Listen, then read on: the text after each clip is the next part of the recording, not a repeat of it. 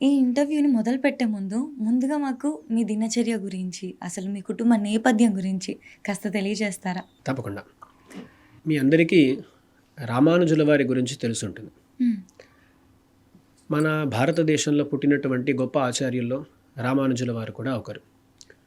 వారు తమ బోధనలను అందరికీ అందజేయటం కోసమని 74 సింహాసనాధిపతులను నియమించారు. హ్మ్. అంటే ప్రచారకులు అనుకోవచ్చు. హ్మ్. వాళ్ళ వంశస్థులు ఇప్పటికి కూడా ఎన్నో చోట్ల ఉన్నారన్నమాట. హ్మ్. అటువంటి 74 సింహాసనాధిపతుల్లో ఒకరు మా పూర్వజులు. హ్మ్. వారి పేరు భట్టనాథ సూరి అని అంటారు. తమిళంలో అరణపురత్తాళ్వాన్ అని అంటారు. హ్మ్. వారి వంశంలో మాకు జన్మ ఏర్పడిందన్నమాట. అందుకని ఆ రామానుజుల వారితో సంబంధపడినటువంటి ఒక కుటుంబంలో పుట్టాం మేము. అందుకని ఎప్పుడూ కూడా ఈ ఆధ్యాత్మిక రంగం వైపు మా కుటుంబ సభ్యులందరికీ కూడా దృష్టి ఉండింది. నన్ను చిన్న వయస్సులోనే ఒక గురుకులంలో చేర్చాలి అని వాళ్ళు ప్రయత్నించారు. కొన్ని కారణాల వల్ల అది కుదరలేదన్నమాట. హ్మ్. సాధారణంగా 7వ వయస్సులో ఉపనయనం చేస్తారు. ఉపనయనం చేసిన వెంటనే వేద పాఠశాలకు పంపించాలి అని వాళ్ళ ఆలోచన ఉండింది. కానీ మేము ఏ పాఠశాలలో చేరాలనుకున్నామో అక్కడ ఏమైందంటే మాతో చదవటానికి ఇంకొక వటు కావాలన్నమాట. హ్మ్. అధ్యయనం చేసేటప్పుడు ఒంటరిగా అధ్యయనం చేయకూడదంటారు. ఇద్దరైనా ఉండాలి. మరొక విద్యార్థి దొరకపోవటం చేత నన్ను తీసుకోలేదు ఆ పాఠశాలలో. హ్మ్. అందుకని దాని తర్వాత ఈ లౌకిక విద్య అలా కొనసాగింది. ఇప్పుడు మా కుటుంబం గురించి చెప్పాలంటే రామానుజుల వారితో సంబంధపడినటువంటి కుటుంబం అన్నాను. వాళ్ళు ఈ ప్రచార కార్యం కోసం అని ఎన్నో తరాల ముందు ఆంధ్రప్రదేశం వైపు వచ్చేశారు. హ్మ్. వాళ్ళు ఎన్నో తరాలు తిరుమలలో ఉండి దాని తరువాత అక్కడి నుంచి విశాఖపట్నానికి కొంతమంది, గుంటూరుకి కొంతమంది అలా వలసగా వచ్చారన్నమాట. అందుకని మా స్వగ్రామం ఏంటి అని అడిగితే గుంటూరులో అడిగొప్పుల అనేటువంటి ఒక గ్రామం, ఒక అగ్రహారం. అక్కడే మా పెద్దవాళ్ళు ఉండేవారు. అందుకని ఒకలా చూస్తే బాగా తెలుగు మాట్లాడేటువంటి కుటుంబమే మాది. హ్మ్. కానీ మాతృభాష అని అడిగితే మాత్రం తమిళం. ఇంట్లో తమిళం మాట్లాడేవాళ్ళు. నిజం చెప్పాలంటే తమిళం కన్నా కూడా మా వాళ్లకు తెలుగే బాగొచ్చు అన్నమాట. హ్మ్. అందుకని అలాంటి ఒక కుటుంబం. మా నాన్నగారు హైదరాబాద్లో వచ్చి సెటిల్ అయ్యారు. మా నాన్న సంస్కృత అధ్యాపకులు. జూనియర్ కాలేజీల్లో అక్కడక్కడ నేర్పిస్తున్నారన్నమాట. అందుకని నేను పెరిగిందంతా కూడా హైదరాబాద్లోనే. ఓకే. ఇక్కడే సైనిక్పురి పక్కన యాప్రాల్ అని ఉంది అక్కడ. దానికి ముందు మల్కాజ్గిరిలో అలా పెరగటం జరిగిందన్నమాట. మా ఇంట్లో ఎప్పుడూ కూడా ఈ ఆధ్యాత్మిక విషయాల గురించిన ఒక ప్రస్తావం ఏర్పడుతూనే ఉంటుంది.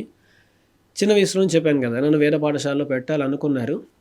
అది అప్పుడు కుదరలేదు. నేను తరువాత 10వ తరగతి పూర్తి చేసుకున్నాను. ఇక్కడ భారతీయ విద్యా భవన్ అని స్కూల్ ఉంది సైనిక్పురిలో. భవన్స్ శ్రీ రామకృష్ణ విద్యాలయ అని పేరు అన్నమాట. అక్కడే చదువుకున్నాను నేను 10వ తరగతి దాకా. అది అయిపోయిన తరువాత ఎప్పుడు చిన్న వయసు నుంచి ఆలోచన ఉందన్నమాట, ఇటువైపు వచ్చేయాలి, ఆధ్యాత్మిక రంగం వైపు వచ్చేయాలి అని. అలాంటప్పుడు మేము ఆ 10వ తరగతి పరీక్షలు అయిపోయిన తర్వాత సమ్మర్ లీవ్ అన్నమాట. దానికోసం అని అటువైపు మీకు తెలిసి ఉంటుంది, తమిళనాడులో చాలా అందమైన దేవాలయాలు ఎన్నో ఉన్నాయి. అవును. దాంట్లో భాగంగా మేము ఒక యాత్ర కోసం వెళ్ళాము, దివ్యదేశ యాత్ర. అలా వెళ్తూ ఉండగా శ్రీరంగానికి వెళ్ళామండి. మా బంధువులు కూడా కొంతమంది శ్రీరంగంలో ఉన్నారు.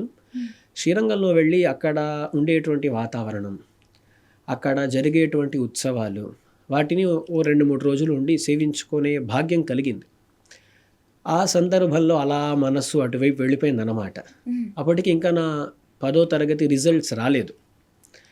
ఆ యాత్ర పూర్తి చేసుకొని మేము ఇంటికి వచ్చేలోపు ఎప్పుడూ ఈ చర్చలు జరుగుతూనే ఉన్నాయి కాబట్టి మా నాన్న ఒకసారి అడిగారు, నువ్వు దీని తర్వాత ఏం చేయబోతున్నావు? ఎందుకంటే అప్పుడే ఒక డిసిషన్ తీసుకోవాలి కదా. అవును. ఎందుకంటే 10th దాకా అందరికీ కామన్గానే ఉంటుంది. దాని తర్వాత కామర్స్ అంటారు, సైన్స్ అంటారు, రకరకాల డిసిషన్స్ తీసుకోవాల్సి ఉంటుంది. అప్పుడు నువ్వేం చేయబోతున్నావు అని అడిగినప్పుడు, లేదు మనం ముందు నుంచి మాట్లాడుతున్నాం కదా, నేను శ్రీరంగం వెళ్ళిపోతాను, అక్కడ పాఠశాలలో చేరి అక్కడ ఈ ఆధ్యాత్మిక విద్యాభ్యాసం చేస్తాను అని అక్కడ చెప్పాను అన్నమాట. అప్పటికి నాకు ఇంకా రిజల్ట్స్ కూడా రాలేదు. రిజల్ట్స్ వచ్చిన తర్వాత బాగా మంచి మార్కులే వచ్చాయన్నమాట. మంచి మార్కులు అంటే మాకు ఆ సమయంలో జీడిపి ఏదో జీడిపి కాదు, ఏదో సిజిపి ఏదో చెప్పేవాళ్ళు అనమాట. గ్రేడ్ పాయింట్స్ వచ్చేవి. అవును.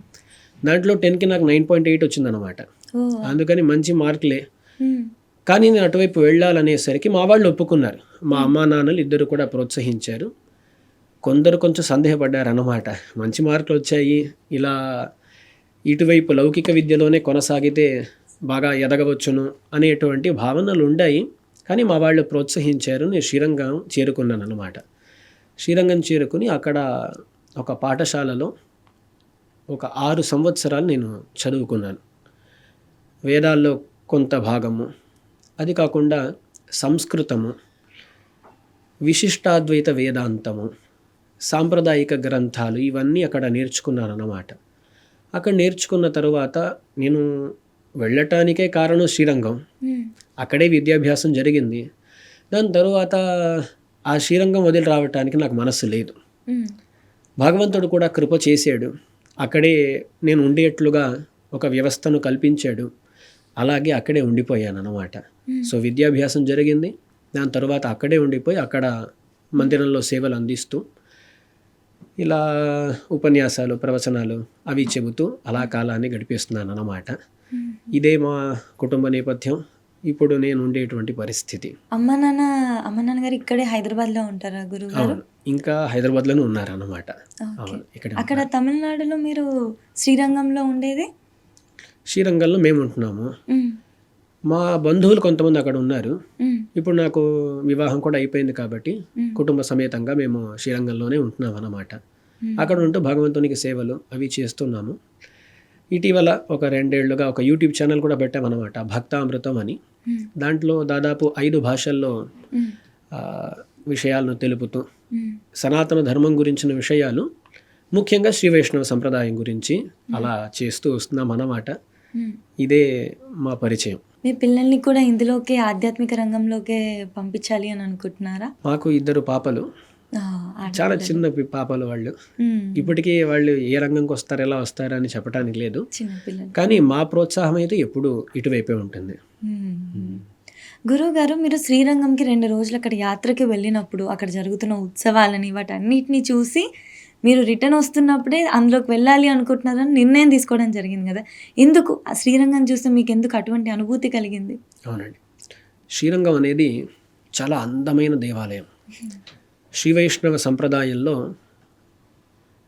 108 దివ్య దేశాలు అంటారు. దాంట్లో మొదటి దివ్య దేశము శ్రీరంగము అని శ్రీ వైష్ణవుల యొక్క నమ్మకము, సిద్ధాంతము.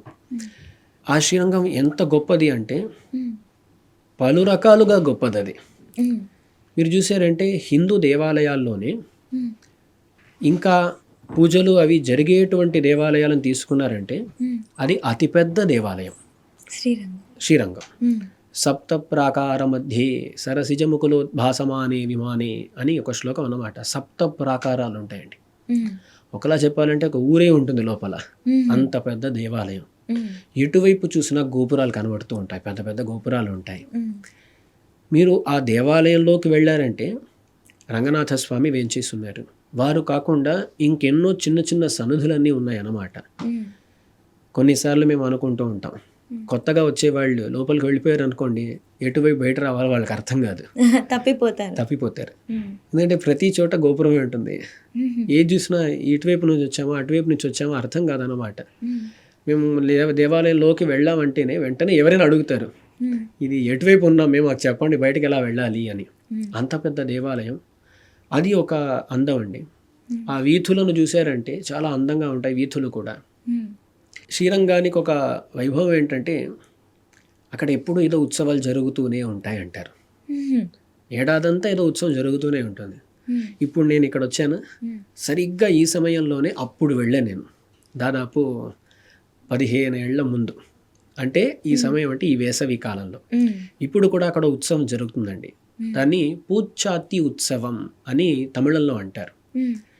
వేసవి కాలంలో భగవంతుడికి కొంచెం చల్లగా ఉండాలి అని ఏం చేస్తారంటే, అక్కడ చూసారంటే ఒక చోట ఒక గ్రౌండ్ లాగా ఉంటుంది అనుకోండి, ఇసుకతో పూరణమే గ్రౌండ్లా ఉంటుంది అనమాట. ఏదో బీచ్లో వెళ్ళిన అనుభూతి ఏర్పడుతుంది.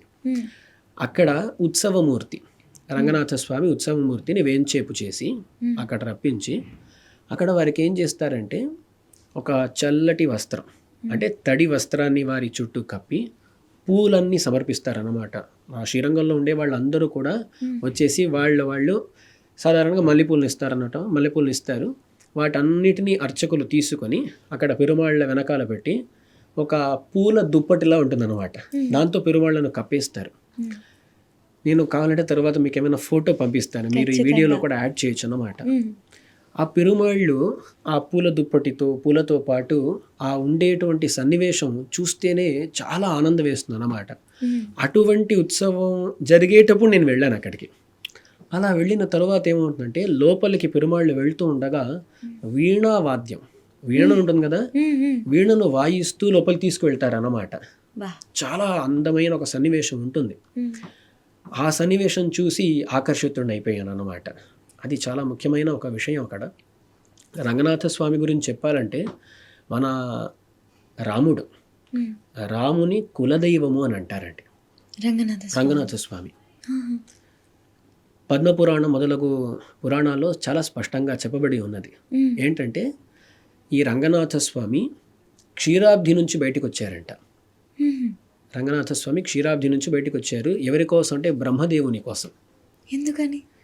బ్రహ్మ సృష్టి మొదలు పెట్టాడు అన్నమాట. మొదలు పెట్టిన తర్వాత సృష్టిని చూస్తే సృష్టిలో ఎంతో కష్టాలు అవి ఉన్నాయి కదా, అందరూ కష్టపడుతున్నారు. ఇలా కష్టపడుతున్నారే అని కొంచెం కలత చెంది తపస్సు చేయటం ప్రారంభించాడు బ్రహ్మదేవుడు. ఎక్కడ అంటే క్షీరసాగరం పక్కన, పాల సముద్రం పక్కన తపస్సు చేయటం ప్రారంభిస్తే అప్పుడు భగవంతుడు ఒక కూర్మముగా వచ్చి నిలబడ్డాడు అన్నమాట. అప్పుడు మీరు ఎప్పుడు ఇలాగే ఒక కూర్మంగా రావటం, మత్స్యముగా రావటం, హంసముగా రావటం ఇలా వస్తున్నారు, మీ నిజరూప దర్శనం నాకు ఎప్పుడు కలుగుతుంది అని అడగ్గా అప్పుడు మీరు అష్టాక్షరి మంత్రాన్ని జపిస్తూ తపస్సు చేయండి, నేను వస్తాను అని పెరుమాళ్ళు చెప్పి దాని తర్వాత పాల సముద్రంలో నుంచి రంగనాథ స్వామి వచ్చారు అని పురాణాలు చెబుతాయి. అలా అక్కడొచ్చి బ్రహ్మదేవుని యొక్క సత్యలోకంలో ఎన్నో ఏళ్ళు ఉండి దాని తరువాత రాముల వారి పూర్వజులు సూర్యవంశం కదా వాళ్ళది, ఆ సూర్యవంశంలో వివస్వాన్ అంటారండి. సూర్యునికి ఒక పేరు వివస్వాన్ అని. సూర్యుని పుత్రుడు వైవస్వత మను, ఆ మను కుమారుడు ఇక్ష్వాకు అంటారు. అందుకే ఇక్ష్వాకు కులంలో పుట్టాడు కాబట్టి ఇక్ష్వాకు కుల తిలక అని కూడా రాముల వారిని శ్లాఘిస్తుంటారు కదా, అది ఇక్ష్వాకు కులం. ఇక్ష్వాకు కాలంలో సత్యలోకంలో రంగనాథ స్వామి ఉన్నారు, వారు మన అయోధ్యకు వస్తే బాగుండు కదా అని తపస్సు చేయటం ప్రారంభిస్తే ఆ రంగనాథ స్వామి సత్యలోకంలో నుంచి అయోధ్యకు వచ్చేసారంట. అయోధ్యలో ఇక్ష్వాకు నుంచి రాముల వారి దాకా రాజులందరూ పూజలు చేస్తూ వచ్చారంటారు. రామాయణంలో అంటే రామ పట్టాభిషేకం అవ్వాలి అని దశరథుడు ప్లాన్ చేశాడు అన్నమాట. ఆ సందర్భంలో ఒక మాట వస్తుంది, సహపత్న్యా విశాలాక్ష్య నారాయణముపాగమత్ అని రామచంద్రమూర్తి నారాయణుణ్ణి ఉపాసించాడు, పూజ చేశాడు అని వస్తుంది. అక్కడ వైష్ణవ పెద్దలు ఏమంటారంటే అక్కడ నారాయణుడు అని చెప్పింది ఇంకెవరినో కాదు, రంగనాథుణ్ణి. ఇక్కడ అక్కడే ఉంటారు రంగనాథ స్వామి. పురాణాలు, మిగతా పురాణాలు కూడా చెబుతాయి అన్నమాట. అందుకని అటువంటి రంగనాథ స్వామి అయోధ్యలో ఉన్నారు.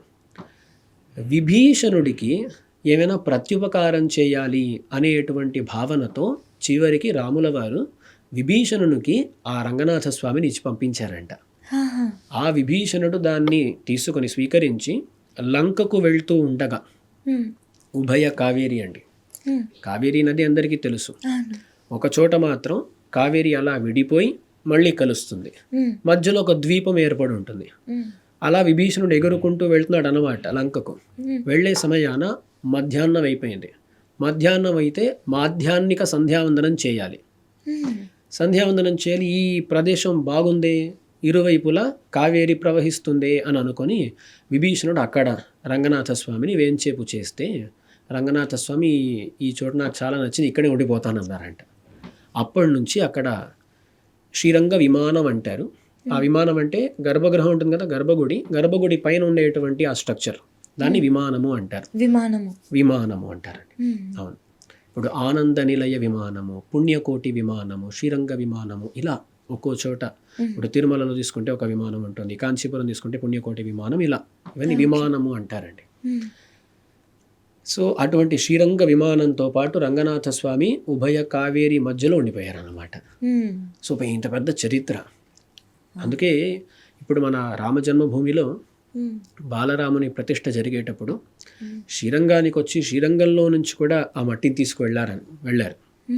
ఎందుకంటే ఈ రంగనాథ స్వామి సంబంధం ఎప్పుడు రాముల వారికి ఉండాలి అని. అందుకని రాముల వారితో సంబంధము ఇప్పటికి కూడా విభీషణుడు అప్పుడప్పుడు వచ్చి పూజలు అందిస్తూ ఉంటాడు అని అక్కడ కొందరు నమ్ముతారు. అటువంటి గొప్ప స్థలం అండి, పెద్ద చరిత్ర, అందం ఒక పక్కన, ఇలా ఇవన్నీ ఉండేసరికి మరొకటి శ్రీ వైష్ణవ ఆచార్యులు అందరూ కూడా ఉండింది ఎక్కడ. ఇప్పుడు రామానుజుల వారి గురించి మనం మాట్లాడుతూ ఉంటాం. రామానుజులు ఎక్కడ ఉండారు అంటే శ్రీరంగంలోనే ఉండారు వారు. అందుకని వైష్ణవులకు చాలా ముఖ్యమైన స్థానం కాబట్టి ఆ శ్రీరంగంలో ఉండిపోయాను అన్నమాట. అసలు మీరు చెప్తుంటేనే గురువుగారు ఆ ఇమాజినేషన్ ఊహించుకుంటుంటేనే ఎప్పుడెప్పుడు అక్కడికి వెళ్ళి, మీరు చెప్పారు కదా మల్లెపూలతో ఇలా చేస్తారని, ఆ దృశ్యాలు చూడాలి అని అనిపిస్తుంది. అంత అందంగా వివరించారు. ఆ దృశ్యం కూడా వింటుంటేనే వెళ్ళిన అనుభూతి కలిగిందనమాట. అసలు గురుగారు ఇప్పుడు శ్రీరంగం అంటే విష్ణుమూర్తే కదా, రాముడు కూడా విష్ణుమూర్తి అవతారమే కదా, ఏంటి కనెక్షన్? మళ్ళీ ఎలాగా శ్రీరంగం కులదైవం అయ్యారు రాముడికి? అవునండి, ఇప్పుడు అది ఇక్ష్వాకు నుంచి ప్రారంభమై వాళ్ళందరూ కూడా పూజలు అందిస్తూ వస్తున్నారన్నమాట. ఇప్పుడు రాముల వారు ఆ కులంలో అవతరించారు. అవతరించినప్పుడు ఆ కుల ధర్మానికి తగినట్లుగా రంగనాథ స్వామికి పూజలు అందించారన్నమాట. ఆయనకాయనే. అందుకే ఒక శ్లోకంలో పరాశర భట్టర్లు అనేటువంటి ఆచార్యులు అంటారు, అక్కడ అంటారు స్వేనైవ, తనకే పూజలు అందించాడు అని. ఇది భగవంతునికి ఉండేటువంటి ఒక రకమైన గుణమే. ఎందుకంటే చివరికి పూజించాలన్న పరమాత్మ ఇంకెవరికి పూజిస్తాడు? ఇక్కడ అవతారం అని ఎత్తేసాడు అన్నమాట, మనుషుడిగా వచ్చేసాడు. మనుషుడిగా వచ్చినప్పుడు మనుషులు ఎటువంటి ధర్మాన్ని ఆచరించాలి అని చూపటం చాలా ముఖ్యమైన ఒక విషయం. అందుకని పరమాత్మకు ఆరాధన చేయటం అనే విషయాన్ని పరమాత్మే చేసి చూపించాడు అన్నమాట. ఎందుకంటే ఇప్పుడు అక్కడ మనుష్య భావంలో ఉన్నాడు, అప్పుడు మనుష్యులు ఏం ఆచరించాలో అది చూపించుట వారి ఉద్దేశ్యం. అందుకని తనకు తానే ఆరాధన చేసుకున్నాడు అన్నమాట. శ్రీరంగం అనేది అంత పెద్ద దేవాలయమా గురుగారు? అసలు ప్రతి ఒక్కరు కూడా వెళ్ళాలి అనుకుంటారు కదా అక్కడికి. అవునండి, ఖచ్చితంగా అందరూ వెళ్ళాల్సిందే. ఎంతోమంది ఉత్తర భారతంలో నుంచి ఎక్కడెక్కడి నుంచో వస్తారు అన్నమాట. శ్రీరంగానికి రావాలి, ఒకసారి రంగనాథ స్వామిని దర్శించుకోవాలి అని ఎక్కడెక్కడి నుంచో వస్తారు. ఎందుకంటే చాలా పురాణ ప్రసిద్ధమైన దేవాలయం అది, ఎంతో చరిత్ర దాంతో సంబంధపడి ఉన్నది. ఇవన్నీ ఉండటం వల్ల చాలామంది వస్తూ ఉంటారు. ఖచ్చితంగా అందరూ సేవించుకోవాలి, మా రంగంని సేవించుకోమని మేము ఖచ్చితంగా అందరికి చెప్తాం అన్నమాట. ఖచ్చితంగా మీరు చెప్తుంటేనే అంత బాగా అనిపించింది. అంటే ఒక్కసారి అక్కడికి వెళ్ళిన వాళ్ళు మళ్ళీ మళ్ళీ వెళ్ళాలి అని ఖచ్చితంగా అనుకుంటారు కదా గురుగారు? ఖచ్చితంగా అనుకుంటారు. అక్కడ ఏంటంటే ఒకసారి చాలా త్వరగా వెళ్ళామా, ఏదో సేవించుకున్నామా వచ్చామా అంటే సరైన అనుభూతి కలగదు. అక్కడ ఉండాలి, 2-3 రోజులు ఉండాలి. అంత పెద్ద దేవాలయం అంటే సామాన్యం కాదు కదా. ఆ దేవాలయం అనే కాదు, ఏ దేవాలయానికి వెళ్ళినా సరే కొంచెం సమయం అక్కడ గడపాలి. ఈ కాలంలో ఏంటంటే కొన్నిసార్లు ఏం చేస్తూ ఉంటారు, మేము వెళ్ళాలండి ఓ పెద్ద లిస్ట్ ఉంటుందన్నమాట, ఇన్ని దేవాలయాలు టిక్ కొడుతూ వచ్చేయాలన్నమాట. వేగంగా వెళ్ళామా, ఏదో చూసామా, దర్శించుకున్నామా, బయటకు వచ్చేసామా అని చేస్తూ ఉంటారు. అలా చేయరాదు. ఏం చేయాలంటే ఏ దేవాలయానికి వెళ్ళినా సరే అక్కడ ఉంటూ, అక్కడ కొంచెం కొన్ని రోజులైనా ఉండి, కొన్ని రోజులు కుదరకపోయినా కొంచెం సమయం అక్కడ ఉండి, పక్కన మండపాలు ఏమున్నాయి, అక్కడ ఉండేటువంటి చిన్న చిన్న సన్నిధులు ఏంటి, వాటికి ఈ గుడితో ఉండేటువంటి సంబంధం ఏంటి, ఎందుకు ఏర్పడింది. కొన్ని చోట్ల చూసారంటే ఒక స్తంభం ఉంటుందండి, ఆ స్తంభం మీద ఒక రాజు ఉంటాడు, ఆ రాజుకి ఈ గుడితో ఏదో సంబంధం ఉంటుంది. ఆ విషయాన్ని కూడా తెలుసుకోవాలన్నమాట. ఎంతో చరిత్ర ఉంటుంది, ఎన్నో పురాణాలు ఉంటాయి, స్థల పురాణాలు ఉంటాయి, వాటన్నిటినీ తెలుసుకోవాలి.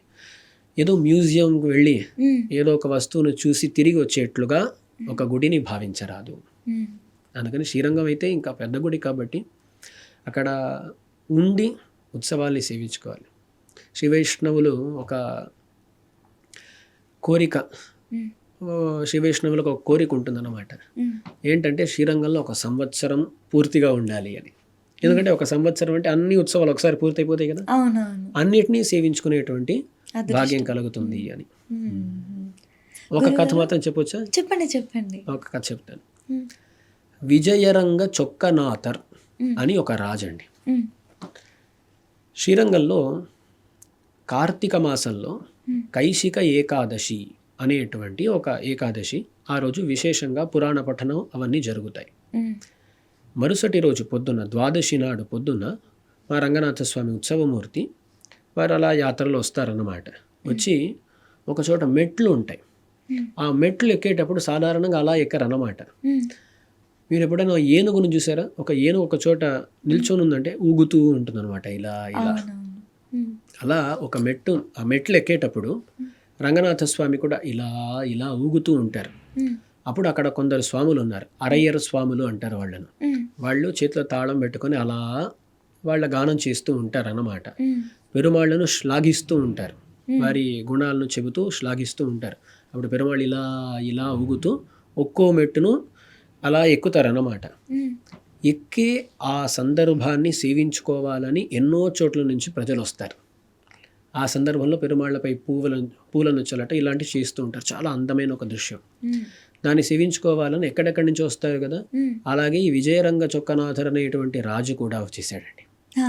కానీ ఏమైంది, రాజు కదా, కార్యాలు ఉంటాయి, అవన్నీ పూర్తి చేసుకొని వచ్చేటప్పటికి ఆ సేవ అయిపోయింది.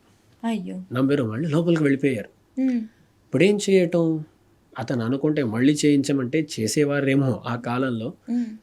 కొన్నిసార్లు లేదు, పట్టుబడే వాళ్ళు కూడా ఉండేవాళ్ళు, ఎందుకంటే భగవంతునికే ముఖ్యత్వం అక్కడ. మ్మ్. అదేంటో కానీ అతను బాధపడలేదంట.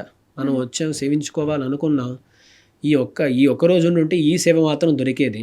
మ్మ్. ఇప్పుడు భగవంతుని ఆజ్ఞ ఏంటంటే ఒక సంవత్సరం అంతా ఇక్కడే ఉండిపోవాలని ఆజ్ఞ అని ఆ రాజు తన కార్యాన్ని వదిలిపెట్టి తన కుటుంబంతో పాటు ఒక సంవత్సరం పూర్తిగా ఉండి అన్ని ఉత్సవాలను సేవించుకొని మళ్ళీ ఈ ఉత్సవం వస్తుంది కదా, మ్మ్. నెక్స్ట్ ఇయర్ వస్తుంది, ఈ ఉత్సవాన్ని సేవించుకొని బయలుదేరాడు అంటారు. సంవత్సరం అంతా. అందుకే మీరు శ్రీరంగంలో ఆ ప్రాకారంలో జయ విజయులు ఉంటారు, అక్కడ కొంచెం ఎడమ వైపు చూశారంటే మ్మ్. ఆ రాజు యొక్క శిలలు ఉంటాయి అన్నమాట.